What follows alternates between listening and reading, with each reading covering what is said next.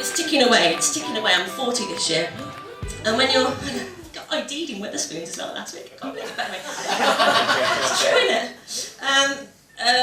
Time is ticking away. And the thing is, in your 30s, yeah, when you're childless in your 30s, everybody says the same thing to you. They go, got loads of time, got loads of time, got loads of time, Angie, got loads of time. And the moment, January the 1st, where it ticked over into my 40th year, all my friends were like, fuck a tramp, freeze your eggs, there's no time, there's no time. Freeze them, fuck him, anybody, just fucking get on with it. And talking about drugs, I had a bit of a first last year. I did my first ever Class A drug. Yeah. I'd always said no, always been the kind of girl that said no, not really interested, don't smoke sniff, don't do anything like that. I had a really bad year, I broke my back, I'd been made redundant from the job that I love, and everything was going a bit wrong really. I was at a party, and somebody offered me some speed, and I thought, I want to find out what it's all about, yeah? So I took this speed, yeah? I felt bad for it, but I thought I'd got to try it. I took this speed. About 10 minutes later, I had this sudden realisation. It wasn't that I was seeing colours or felt excited about the world, it wasn't that I wanted to go and listen to shit music in a nightclub somewhere. I just thought, oh, I could go home and get so much done. The washing up hadn't been done, it was recycling day the next day. You see, you don't need drugs when you're 17, you need them when you're nearly 40.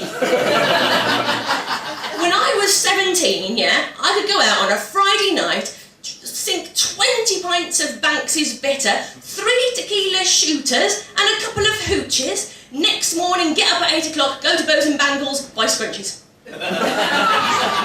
Didn't need drugs then, I need them now.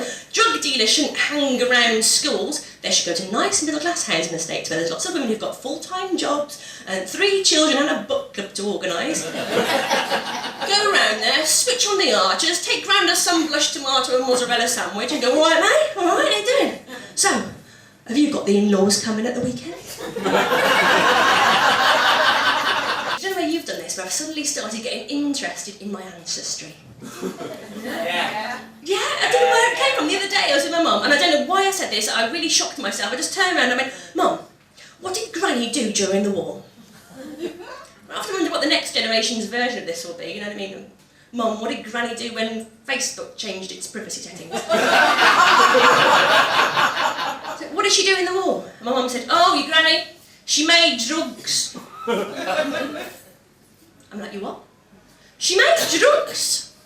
So for ages, I thought my granny chopped lines for the front line.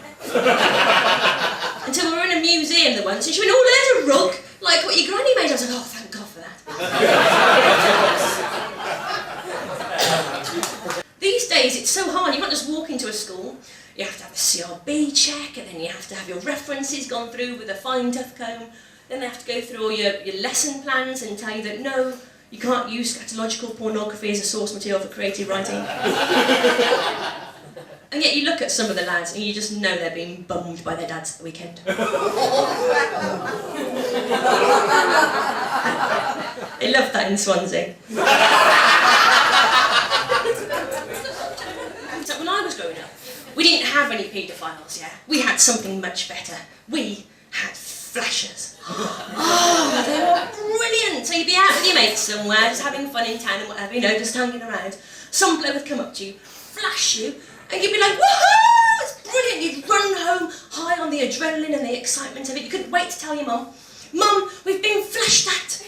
Your mum would be on the phone, hello, police, using like this voice that she only uses for doctors and police, by the way. It's not a normal accent, it's just posh. My daughter's been flashed at. While you and all your mates are just like pissing yourselves in the kitchen because you can't wait. In fact, we used to go out looking for flashers. The things you do when you're poor and bored. It was like the female equivalent of finding stuck together pornography in the phone box. It was brilliant. We used to hang around the canal looking coquettish. Then you get back to school and you have to write that best thing that happened in my summer break was. And we knew what the best thing was. It was a day that we saw 2 flashers. You ever been to a Cornish pub? It's like going back in time. If you want to mess with the Cornishman's head, yeah? Tell him 2 of the Beatles are dead. He wouldn't believe you. He goes, which ones? Tell him it was Mick and Keith. The other day I did a gig in Weston-super-Mare. Do you know Weston? Oh, yes. Yeah, lovely, Weston-super-Mare. It's an amazing place, Weston. I come from the Midlands, and Weston-super-Mare is full of Midlands folk. And I've got a theory for this. It's because people in the Midlands, aren't convinced that the sea exists until they see it with their own eyes.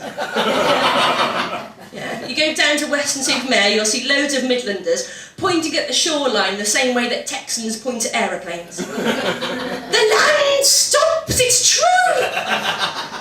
Anyway, so I'm in Weston-super-Mare, and it's this really scruffy, horrible bar and stuff that I'm performing in. There's a bloke at the bar, kind of American werewolfy in London style, you know, at the bar.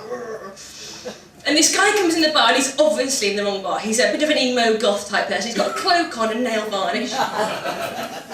And I'm like, oh mate, you're in the wrong bar. And the bloke at the bar just looks up from his pint and just goes, "Here, mate, what is you? Is you English, or is you gay?" Oh yeah. I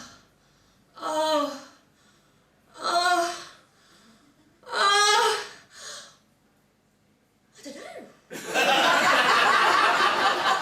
there really a God? There's a bloke on a cloud somewhere who's been watching everything that I've just been doing? But then, what about that Richard Dawkins? Because he's a bit of a prat as well. Oh, Jesus! Oh, but what about him? Because according to early Judeo law, it's physically impossible for anybody to be the Son of God. Oh, I'm unsure as to the existence of a deity or any other supernatural being that may, or may not, exist. Oh, just nail me. I want to be your bunny rabbit and follow you everywhere you go.